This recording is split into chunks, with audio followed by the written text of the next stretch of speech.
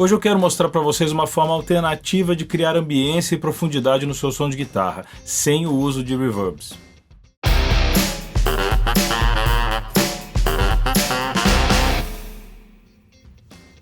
Fala galera, o canal recentemente chegou à marca de 2.000 inscritos e eu quero agradecer aqui cada um de vocês que se inscreveram no canal e tem comentado nos vídeos, até porque não existem muitas outras formas de avaliar se o conteúdo tem sido útil ou não para vocês. Isso ajuda muito. Obrigado a cada um de vocês.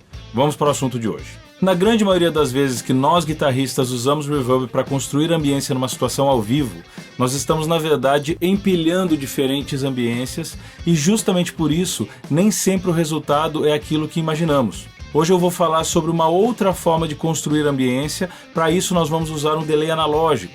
E isso porque as repetições de um delay não congestionam o som da mesma maneira que a cauda de um reverb, que é um som contínuo.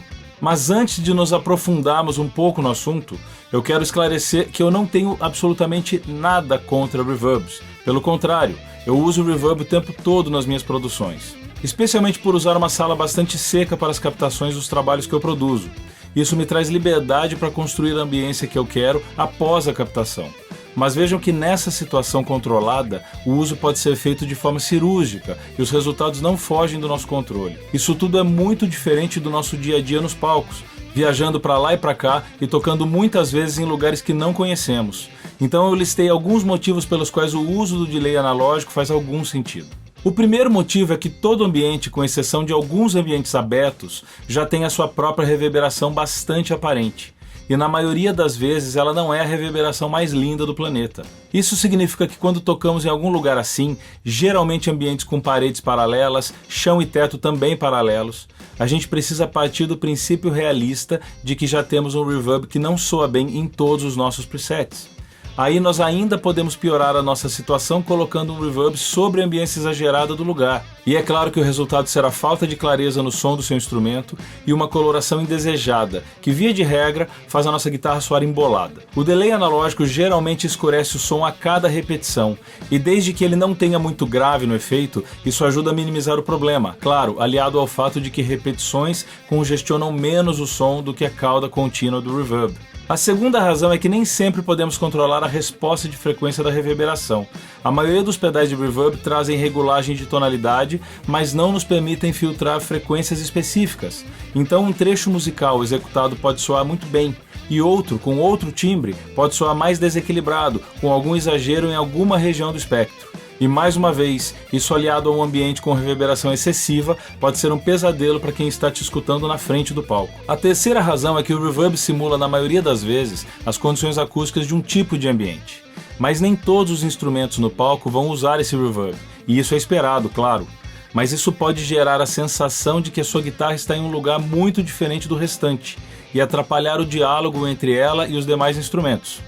Nesse caso, se você estiver tocando em um lugar com muita reverberação acústica, o problema da discrepância com os outros instrumentos diminui, mas aí começam todos os outros problemas que eu já citei aqui. Para usar o reverb, precisamos ser muito cuidadosos e não pensar somente no resultado do som da guitarra isolada, mas no conjunto. Nesse caso, o delay trará mais profundidade para o som e tende a sugerir com menor ênfase a ideia de um ambiente acústico propriamente.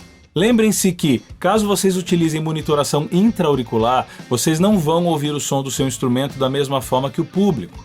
Então recomendo que, caso exista algum tempo extra na passagem de som, tentem ouvir o som da sala antes de acreditar piamente que aquele reverb com decay de 4 segundos é uma ótima ideia. E também evitem aumentar o volume desse efeito só para trazer mais conforto para a sua monitoração, já que se ouvir com fone, diferentemente do som no ambiente, muitas vezes traz a sensação de som seco e com a presença de muitos detalhes da execução, o que pode incomodar alguns músicos. Alguns de vocês podem afirmar com razão que todos os motivos que eu citei são naturalmente decorrentes do uso de reverb e, portanto, não são problemas que precisam de solução. Então eu aproveito aqui para dizer que a ideia é oferecer uma alternativa que pode soar um pouco mais leve e ainda assim efetiva na construção da ambiência. Apenas uma alternativa para vocês experimentarem. A lembrança que eu tenho é de ter aprendido essa técnica em uma conversa com meu amigo Aquiles Faneco. Depois eu acabei fazendo ajustes que se adequaram à minha forma de tocar e ao efeito que eu desejava. Para isso vamos usar, como eu disse, um delay analógico, e isso porque ele escurece o sinal a cada repetição. E isso é indispensável porque simula o decay natural das frequências mais altas no ambiente. Eu uso aqui um delay analógico que infelizmente não é mais fabricado, da marca WG do meu amigo André Martins. Cada modelo pode soar de uma forma diferente, e isso pode ajudar ou atrapalhar no propósito que eu estou considerando aqui.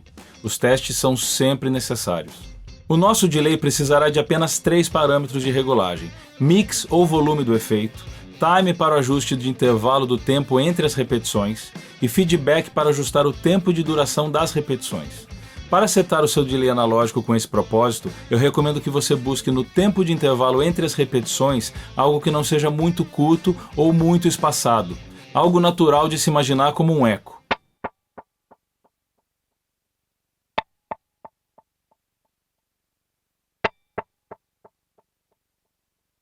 O feedback vocês devem ajustar até obter a sensação de que você pode ouvir no máximo 3 repetições, mas deixando uma certa dúvida se de fato você ouviu a terceira.